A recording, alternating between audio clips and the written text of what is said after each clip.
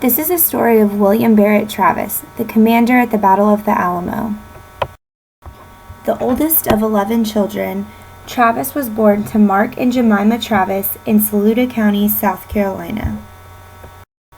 The first of the Travis family to settle in North America landed in Jamestown, Virginia in 1627. As a child, he worked on the family farm, went to the Red Bank Church, homeschooled, and played with the area children. Alexander Travis, the family patriarch, moved the entire family to Alabama in 1818. There, Travis attended an academy in Sparta until he learned all that there was to learn. Under James Dellett's instruction, Travis became an attorney and partner, and for a brief time operated a joint office across the river at Gosport, Alabama. On October 26, 1828, Travis married Rosanna Cato, a student he had helped to teach when he was 20 years old. Their first child, Charles Edward Travis, was born on August 8, 1829. In his time in Alabama, he began the publication of a newspaper, the Claiborne Herald, joined the Masonic Order at Alabama Lodge No. 3, and accepted a position as an adjutant of the Alabama militia. No one expected him to leave Alabama anytime soon.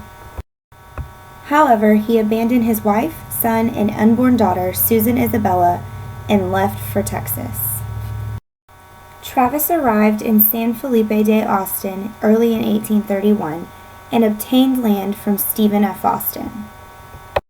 He established a legal practice in Anahuac to establish himself in an area where there were few attorneys while he could learn Spanish, the official language.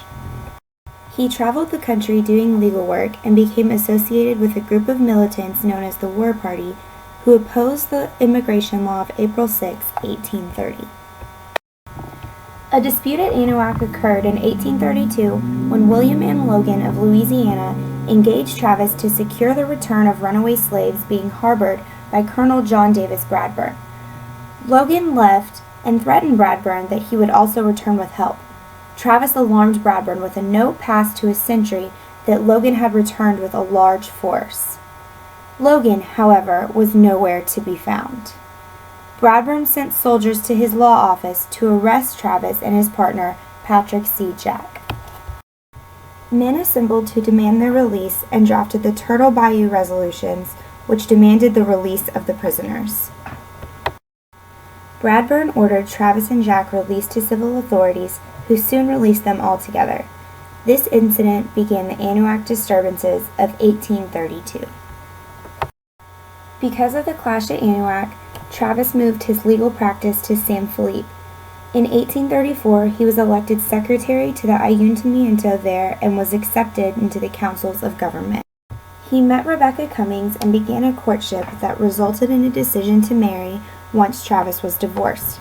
Rosanna Travis began divorce proceedings against her husband in 1834, charging him with desertion.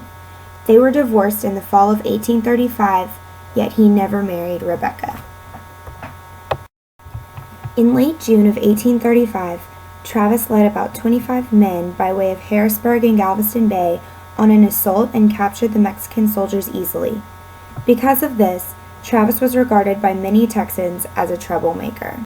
When Coase demanded the surrender of the Gonzales come and take it cannon in October of 1835, Travis joined the hundreds of Texans but arrived too late to take part in the action. However, he stayed with the militia to besiege Behar. Governor Henry Smith ordered Travis to recruit 100 men and reinforce Colonel James C. Neal at San Antonio in January of 1836. Travis was able to recruit only 29 men. Travis reported to Neal and found himself in command of about 50 men when Neal took leave. When James Bowie arrived with 100 volunteers, he and Travis were able to effect an uneasy truce of joint command until Bowie's illness and injury from a fall forced him into bed. Travis directed the preparation of San Antonio de Valero Mission, known as the Alamo, for the anticipated arrival of Santa Anna and the Mexican army. With engineer Green B. Jameson, they constructed a secure fortress.